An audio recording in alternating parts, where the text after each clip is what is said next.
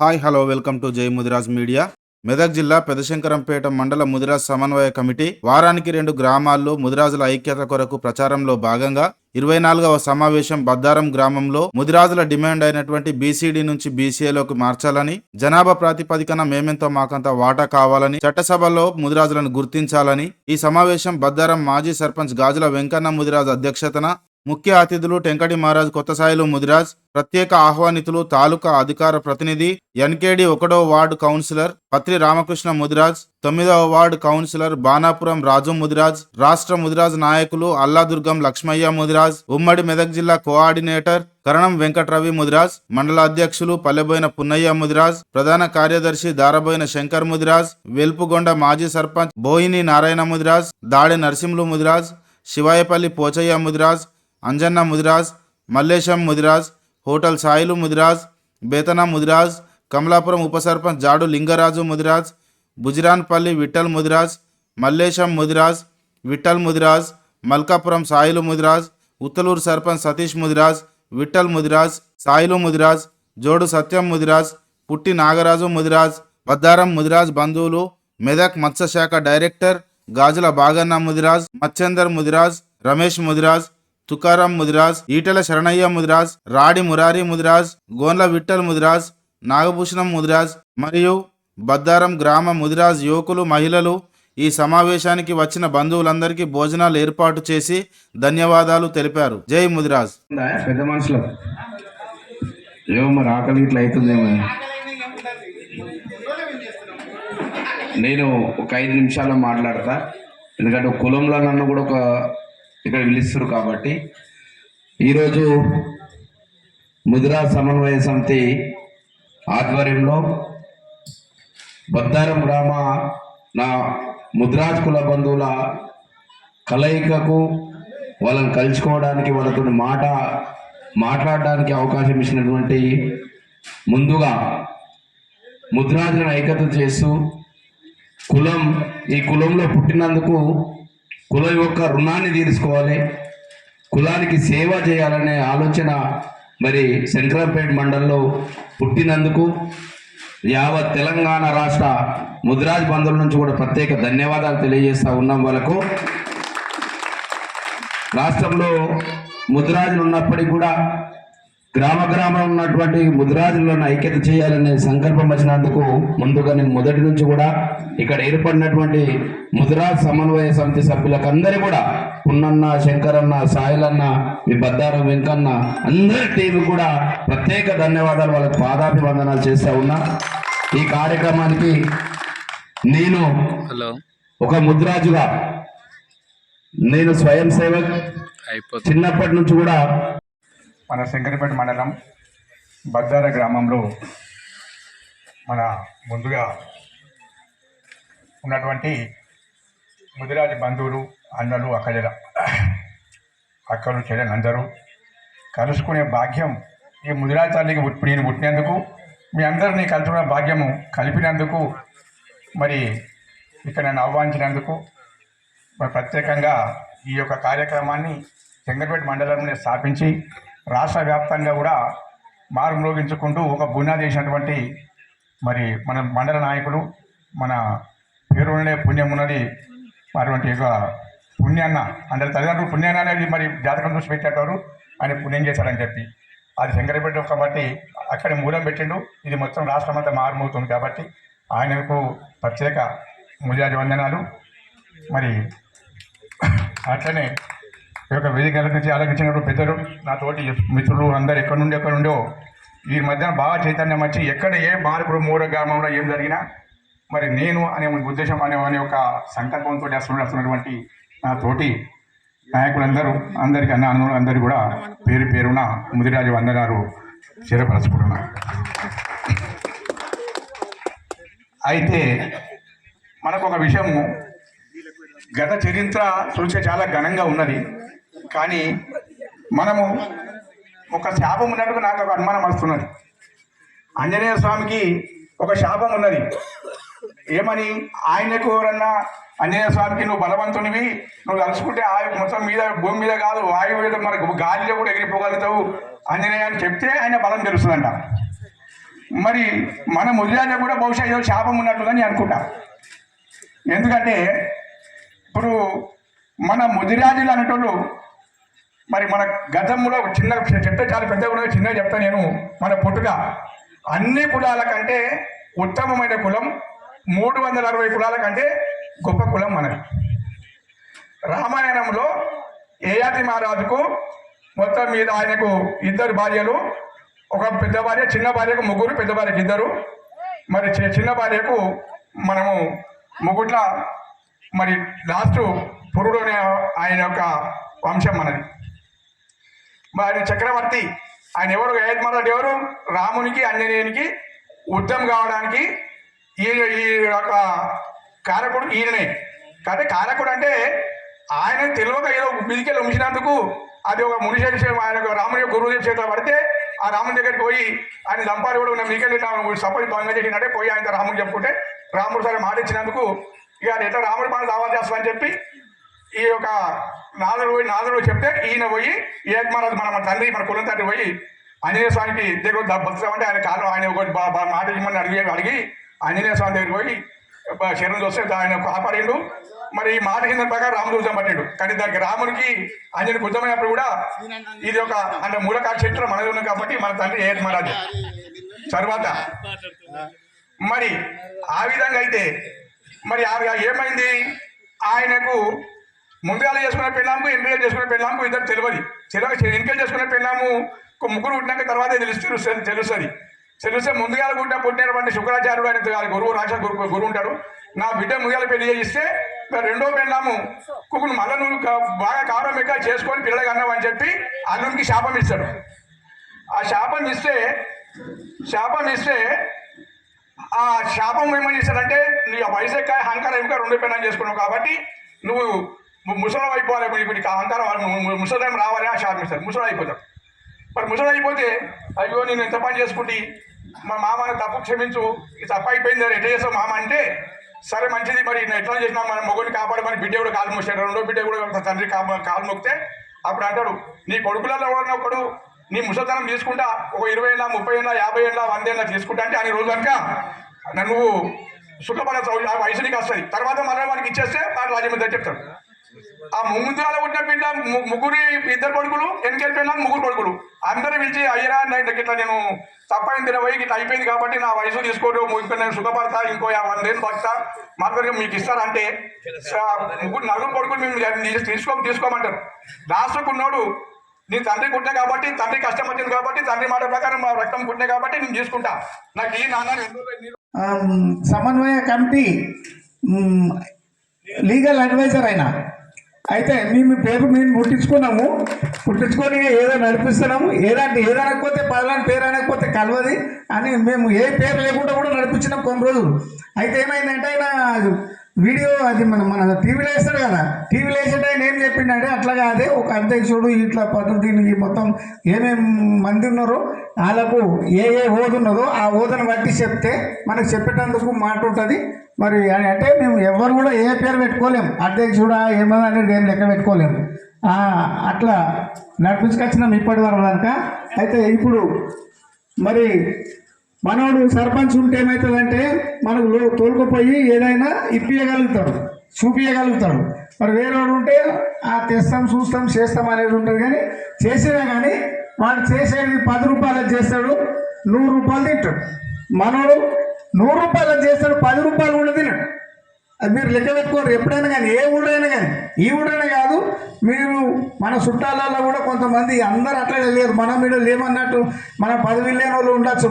మన చుట్టపోలు ఏమన్నా ఒక జగల ఒక తెలిపరుడు ఉంటాడు, వాళ్ళు కూడా మనలాంటి గుణమే ఉంటుంది. మనోనికి కూడా మన ఊరికి కూడా మనలాంటి గుణమే ఉంటుంది. అందుకోరానికే మనం నమ్మాలి, మన ముదిరాజునే నమ్మాలి. ముదిరాజుకే ఓటు కానీ సీటు కానీ నమస్తే కూడా మనస్ఫూర్తిగా నమస్కారం పెట్టాలి. ఆ లోపల తిట్టుకుంటా లోపల అనుకుంటా ఇట్లా చెయ్యద్దు. ఎందుకంటే మరి మనమే అట్లా అంటే వేరేవాడు ఇంకెక్కువ అంటాడు. అందుకోవడానికి మనోని ముందట నడిపించుకునే కోరానికి పనిచేయాలి. ఏం చెప్పలేకపోతున్నాము. ఇక రాజు గారు ఈయన కూడా ఉపాధ్యక్షుడు అయ్యేది ఉండే, వైస్ చైర్మన్. ఏది నారాయణఖేడు మున్సిపాలిటీలో తన సన్నిహితుడు ఇప్పుడున్న ఎమ్మెల్యే గారికి అంత సన్నిహితునికి కూడా తనకు దగ్గర దాకా వచ్చినాక కూడా ఇవ్వకుండా ద్రోహం చేసడం జరిగింది. మరి ఎవరు చేసారు ఏం కదా తనకే గుర్తుంటుంది. మన వీళ్ళ వాళ్ళ అనుభూతి ఓళ్ళు సాగుతున్నదో వాళ్ళే వద్దన్నారు అనేది మీరు అర్థం చేసుకోవాలి. ఇగో రాజన్న తిన మరి తను కూడా కౌన్సిలర్ 1వ నంబర్ తన 9వ నంబర్కు తిన వీళ్ళిద్దరు మరి కౌన్సిలర్గా గెలిచారు. మనకు ఇక రాను మనోళ్ళు ఒకళ్ళన్నా ఒకళ్ళు ఎమ్మెల్యే అవుతారని నేను మనస్ఫూర్తిగా నమ్ముతున్నా. ఆ ధైర్యం కూడా మన రామకృష్ణకు జర మంచిగానే ఉంటుందని మరి అనుకుంటూ నేను నా ఉపన్యాసం ముగిస్తున్నా. ముద్దురాజుల వైకత మరి ముద్దురాజులు అంటే మన ఢిల్లీ రాజ్యమును ఢిల్లీ ప్రపంచం ఏలింది మన ముద్దురాజులే. ఇక్కడ కూర్చున్న పెద్ద మనుషులు అందరూ కొట్టి ఊరు చెప్తున్నారు. ఎక్కడ ఎవరికి మేలుకైందో కాలేదా కానీ ఫస్ట్ మేలుకైంది మన శంకరంపేట మండలంలో నాకే. 2 సంవత్సరాల ముందు నుంచి ఆలోచన చేసిన ఏం చేయాలి, ఒక ఎస్సీ ఒక కుమ్మరాయన ఎవడో సర్పంచ్ కావాలి. మా ఇండ్లు మొత్తం లెక్క పెడితే ఊరందరూ ఒకటైతే కూడా మన 4 ఇండ్లు ఎక్కువ ఉన్నాయి. అట్లా తీసుకొస్తే ఎవరేం చేస్తాం చూద్దాం. ఏడబోయి అదే మాట్లాడినాం. మానవులు పెద్దలు ఏం చేస్తారు, ఆ సమయం కలిసి వచ్చింది.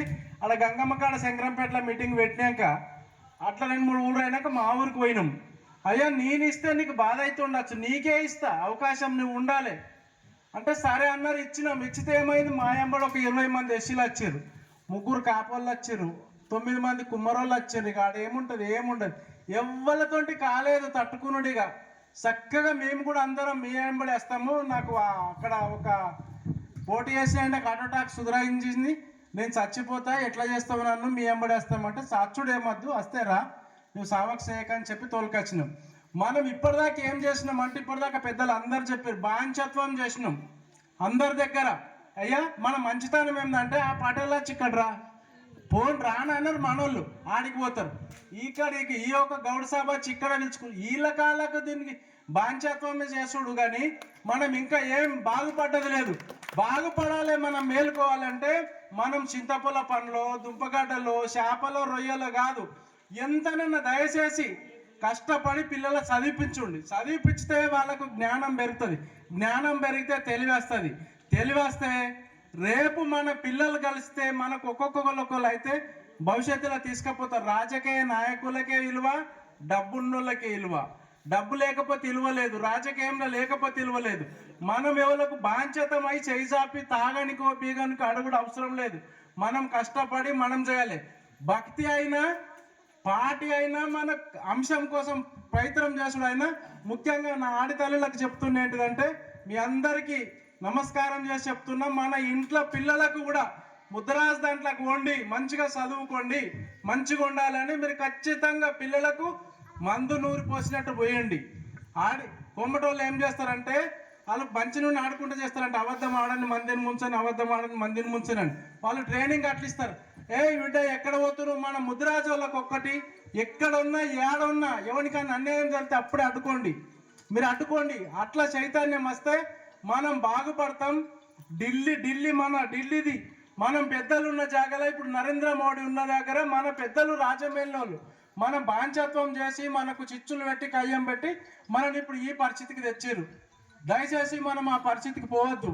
మనం ఏం చేయాలి, ఐక్యత అంటే ఏమో కూర్చుంటే ఏమో చేస్తే కాదు. రేపు ప్రతి ఊర్లలో ఎంపీటీసీ కావాలి, ప్రతి దాంట్లో కావాలి. మా రామస్పల్లె మిత్రునికి శంకరయ్య బాబుకి చెప్తున్నా, ఎవరికో మాట ఇచ్చినందుకు కాదు, మనకి ఎంపీటీసీ వస్తే ఖచ్చితంగా మనోళ్ళు ఉండాలి. మన దగ్గర ప్రయత్నం చేద్దాం. నీ ఊర్లో ఎన్ని ఉన్నాయి మన ముద్రాజెంట్లు, మేము ఒకటే చేసినాం. ఎట్లా పెడదాం ఆయనకంటే గంగమ్మ సాక్షిగా కూర్చుండి మనం ప్రమాదం చేసి ఆయనకి చేద్దామని చేసినాం. అందరం కలిసి చేస్తే మేము సక్సెస్ అయినాం. ఇంకా కొందరు అయినారు. దయచేసి ఊరున మీరు అందరు కూడా ఐక్యత కావాలి. మనం ముద్రా సంఘం నిలబెట్టుకోవాలి. ఈడికెళ్ళి ఢిల్లీ దాకా పోవాలి. ఇప్పుడు ఎక్కడ శంకరంపేటలో సురువైంది, మెదక్ పోయింది, హైదరాబాద్ పోయింది, మెల్లగా ఢిల్లీకి పోవాలి మనం. నాకు అవకాశం ఇచ్చిన అందరు పెద్దలకు నా యొక్క ధన్యవాదాలు. వల్ల ఇలా పేర్లు కానీ రావట్లేవు, కానీ నాకు కొన్ని ఇక్కడ ఉన్నాయి చెప్పదలుచుకుంటున్నాయి. ఎందుకు వస్తామంటే వీళ్ళందరూ మన గ్రామాన్ని కానీ మన ముదిరాజులను కానీ డెవలప్ చేయాలి. వాళ్ళకి ఎన్ని బాధలు ఉన్నా కొన్ని మన గురించి డబ్బులు పెట్టుకొని వచ్చి కూడా మనకు సేవ చేయడానికి మనలో బాగుపడే ఉద్దేశంతో వచ్చిండ్రు. మనం ఒకటి అర్థం చేసుకోవాలి, వాళ్ళే అర్థం చేసుకొని మనము ఎందుకు అలా మాట వినకూడదు, వాళ్ళ మాట వినాలి, మనం బాగుపడాలని ఉద్దేశం విలువపడాలి. ఎవరు వచ్చిర్రు వాళ్ళకేం లాభం ఉందని ఆ ఉద్దేశంతో పోయి మనం మర్చిపోతున్నాం. వాళ్ళు ఎందుకు వస్తారు, మన కులం బాగుపడాలని ఒక సేవ చేయాలి, వాళ్ళ లోపల నా వాళ్ళు బాగుపడే వస్తారు. మనం ఒక్క విషయంలో మనము వెనకబడిపోతున్నాం. ఏమవుతుందంటే మనకు ఒక కులానికి ఒకటి ఉంది, ఎందుకే కులం ఉంది. ఏమవుతుందంటే మనం అందరం ఒక బాధలు ఉంటాం, ఒక కుండలో ఇరికిపోతాం, ఇరికిపోయినట్టు బాధలు ఉంటాం. ఆ బాధలకి వచ్చి ఒక మంచి వ్యక్తి ఉంటారు, ఇలాంటి వాళ్ళు పైకి వెళ్ళి వీళ్ళందరికీ పోయి నీకు తీసుకపోతే కుండలకి వచ్చి అనుకుంటారు. అనుకున్న పనులు చేస్తారు, వీళ్ళు ఒక్కరి కుండలకి వచ్చి పోతే వెళ్ళిపోతారు, మాకు ఇచ్చిపెట్టారు. అట్లా కాదు, వెళ్ళడానికి ఎందుకు వస్తాం అంటే నేను బ్రతుకుతో పాటు బయటకు పోయినాక ఇంతమందిని బతికిస్తానే ఉద్దేశంతో పోతాం. అదే ఉద్దేశంలో మనం చేస్తాం, ఆడగా బతుకు నా లెక్కల పడాలని లెక్కలు చేస్తాం.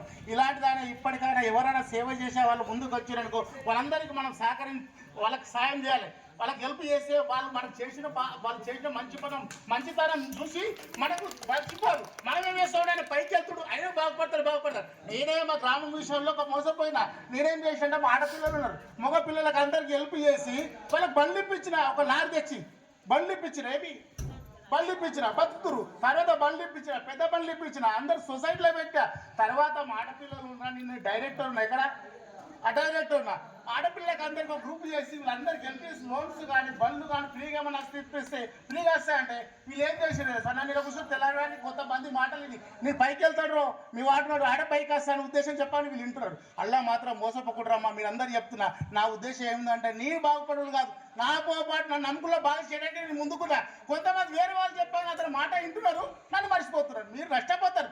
ఎవరైనా ఈ అన్నల్లాగా కూడా వాళ్ళు సేవ చేయడానికి వచ్చారు, నేను కూడా సేవ చేయడానికి ప్రతి గ్రామానికి వెళ్తున్నా, కొన్ని గ్రామాల సొసైటీ చేయించిన ఇప్పటికైనా కూడా చేయడానికి సిద్ధంగా ఉన్న అన్నలు కూడా సిద్ధంగా ఉన్నారు. కాబట్టి వాళ్ళు చెప్పింది మనం పెట్టుకొని వాళ్ళు మన సేవ చేయడానికి వచ్చారు కాబట్టి మేము వాళ్ళకి హెల్ప్ చేస్తాం, వాళ్ళు వింటాం.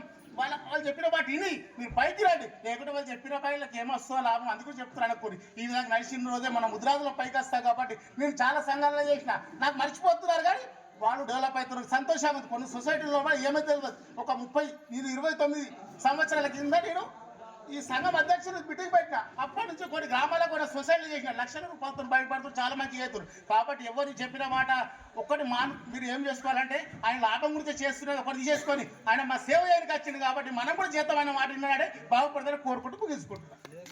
తల్లి మన ముదిరాజు పెద్దల వాళ్ళకు అందరికీ విజ్ఞప్తి చెప్తున్నా, ఎందుకంటే మనము కూడా అంతా ఐక్యత ఉండాలంటే మనం కూడా పెద్ద మనుషులు కూడా నేర్చుకోవాలి. పెద్ద మనుషులు ఎందుకంటే 30 గ్రామాలు ఉన్నాయి, 30 గ్రామాల నుంచి ఒక గ్రామాల నుంచి 500 రూపాయలు తీసుకొని శంకరపేటలో పెడితే, శంకరపేటలో ఒక ఆఫీసు పెట్టుకుంటే ఊరికి 500 ఇస్తే 15,000 రూపాయలు అవుతుంది. ఆ 15,000 రూపాయలు పెడితే ప్రతి వేస్తారము ఒక కార్యకర్త వస్తాడానికి పొద్దున 11 నుంచి 12, 1 కొట్టిన దాకా అక్కడ కూర్చొని చెప్పి మన ఐక్యత కావాలంటే ఊరికి ఒక్కరోజు వచ్చిపోతే ఐక్యత కాదు ఇది. ఎందుకంటే ప్రతి వేస్తారం ఎవ్వరు రాకపోయినా కూరగాయలకో దేనికో వస్తారు. వాడికి వచ్చినప్పుడు ఒక ఆఫీస్ తీసుకొని ఆఫీస్ కాడ ఛాయో నీళ్ళ పోస్తే ఈ 15,000 రూపాయలలో ఒక 5,000 రూపాయలు ఆఫీస్కు కిరాయి పోయినా 10,000 వారానికి ఒక్కసారి పెట్టుకుంటే 1,000 రూపాయల ఛాయ్ తాపితే వాళ్ళు కూడా అందరూ స్వాగతిస్తారు మనకు. ఎందుకంటే ఇది ఒకటే రోజు వచ్చి మనం ఐక్యత కావాలి ముదిరాజుల కంటే, ముదిరాజులకు చాలా పీడిస్తుంది ఇది. ఎందుకోసం అంటే వీళ్ళకు ఎక్కువ పట్టుదల ఎక్కువ. ఈయన ఊళ్ళో అందరూ రమ్మంటే రారు, శంకరపేటకు రావాలనుకుంటే కూడా యాడికైనా వచ్చిన వాడు ఒక ఇది మన ఉపాధ్యక్షుడు ఉంటాడు, అధ్యక్షుడు ఉంటాడు. ఈ అధ్యక్షులకు రోజుకొకరికి చెప్పి నీ వారానికి ఒక ఊరికి అని నీ 10 మందిని పంపి అంటే మనకు ఒక 10 మంది ఊరికి 10 మంది పోతే 30 ఊళ్ళకు 300 చిల్లర అవుతారు. మనకు ఆ మందికి రోజుకి ఇంత ఖర్చు పెట్టుకుంటే మనకు కూడా ఐక్యత కలుస్తుంది. ఒకటేసారి చెప్పిపోయేదానికన్నా మనకు ఆలోచన కూడా మంచిగా ఉంటుంది అది. ఎందుకంటే ఇది ఒకటి ముగించుకుంటున్నాను. కాబట్టి మన ముద్రాయిలకు ఏమి ఇస్తారు మీరు అని చెప్పి గట్టిగా నిలదీస్తే ఒక ఏదో చిన్న పోస్ట్ ఏది మన వెంకటపురం విఠల్కు సర్పంచ్కు ఇవ్వడం జరిగింది. అంటే మనం అడగనంత వరకు ఎవడు కూడా మనకి ఏది తెచ్చిపెట్టాడు. మనం ధైర్యంగా ఎదిరించినప్పుడు వానికి వట్టాసు వాళ్ళకి వాడిని ఎదుటుగా లొంగి కూర్చున్నప్పుడు వాడు ఏదైనా నేను ఎత్తివేసేవాడి కిందికి తోపడం జరుగుతుంది కానీ నిన్న ముందుకు తీసుకుపోవడానికి అవకాశాలు ఎప్పుడు ఉన్నాయి. మనము ధైర్యం కావాలి. మనం కష్టపడే దాంట్లో కష్టం చేసే దాంట్లో కూడా బలంగా నేను కష్టం చేయగలుగుతా. 100 రూపాయల పని ఉంటే నేను 110 రూపాయలు అయితే చేస్తా. ఇది నా శక్తులుగా నేను ధైర్యం నీ దగ్గర కలగాలి. నీ దగ్గర కలిగినప్పుడు ఎప్పటికి కూడా మనం ఏమవుతుందంటే ఒకటి ముందుకు పోతుందంటే వాడు ఇవ్వకున్నా సరే వాడి దగ్గర పక్కకి వెళ్ళి వచ్చి నాకు ఒకటి 10 రూపాయలు ఇస్తే నేను సపరేకుండా మన 10 మంది నష్టపోయినా సరే ఎప్పుడైతే కోరుకుంటామో మంది నష్టం జరిగినప్పుడు మనం 10 మంది ఎన్నుకుంటాం.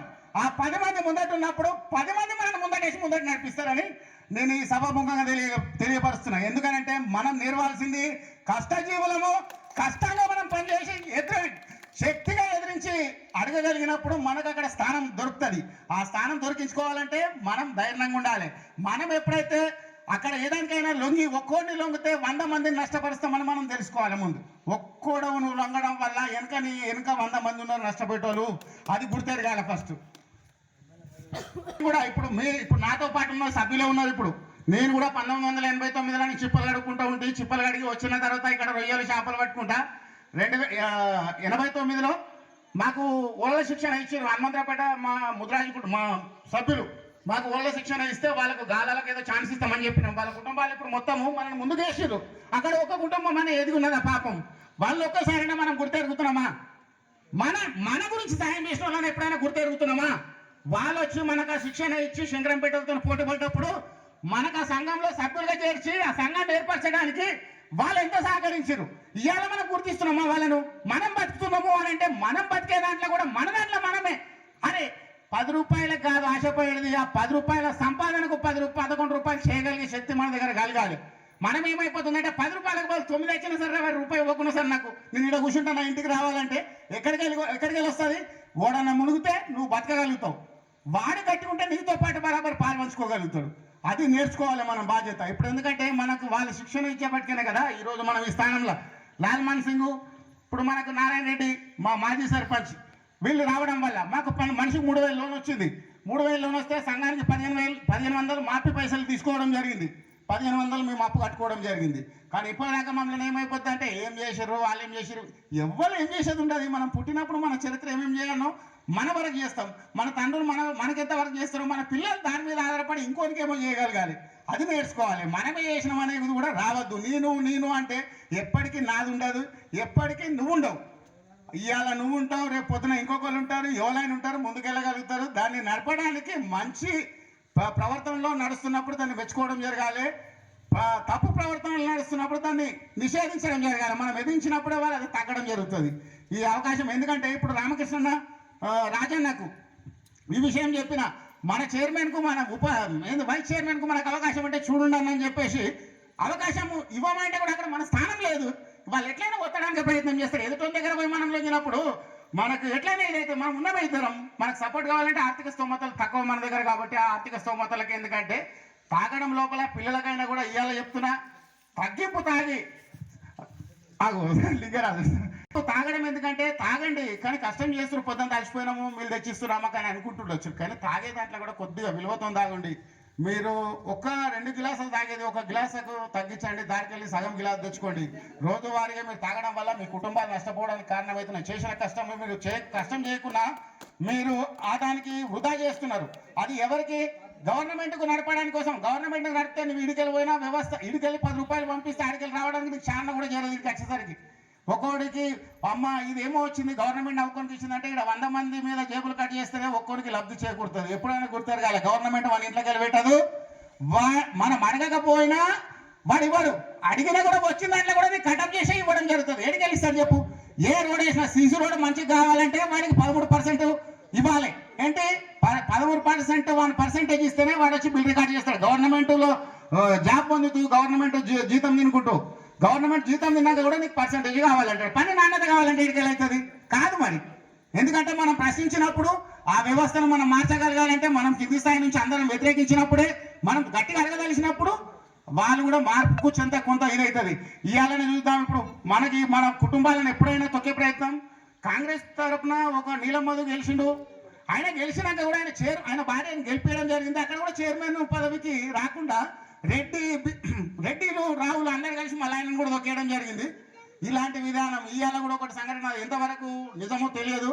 కొడంగల్లో కూడా మన బీసీ బిడ్డ చైర్మన్ ఇస్తామని చెప్పేసి చేస్తే అక్కడ లాఠీ చార్జ్ చేసి మనలను ఇది చేయడం జరిగింది. ఇవాళ ఇట్లాంటి విధానాలు జరుగుతాయి. ఎందుకంటే మనం ఎప్పుడైతే ఎదుటి దగ్గర పోయి లొంగగలుగుతామో మనకు అప్పటిదాకా మనను వాళ్ళు వాడుకొని తొక్కేయడానికే ప్రయత్నం చేస్తారు. మన కుటుంబాలను అయితే పైకి దేరు. ఎవరికైనా సరే 10 రూపాయలు మనవి కూడా ఖర్చు పెట్టి వాళ్ళకి వెనుకబడ్డప్పుడు వాళ్ళని కూడా సహకరించి బయటకు లేపుకుందామని ప్రయత్నం చేసుకోవాలి మనం కూడా. ఎందుకనంటే నేనున్నా అంటే ఇవాళ నువ్వు ఉండొచ్చు, కానీ రేపు పొద్దున నీ జీవితానికి ఏం ఆటంకం వస్తుందో ఎప్పుడు ఏమవుతామో తెలియదు. జీవితానికి ఉన్నంతసేపే కొద్దిగా మంచి తోవలు నడుచుకుంటే బాగుంటుందని కోరుకుంటున్నా. ఈ అవకాశం ఇచ్చిన పెద్దలకు, మా ముదిరాజ్ కుటుంబ సభ్యులకు, మా వివిధ మండలాల నుంచి వచ్చిన మా కుటుంబ సభ్యులకు, మా ముదిరాజ్ కుటుంబ సభ్యులకు, మండల ముదిరాజ్ కుటుంబ సభ్యులకు, బదారం ముదిరాజ్ కుటుంబ సభ్యులకు నా యొక్క నమస్కారాలు.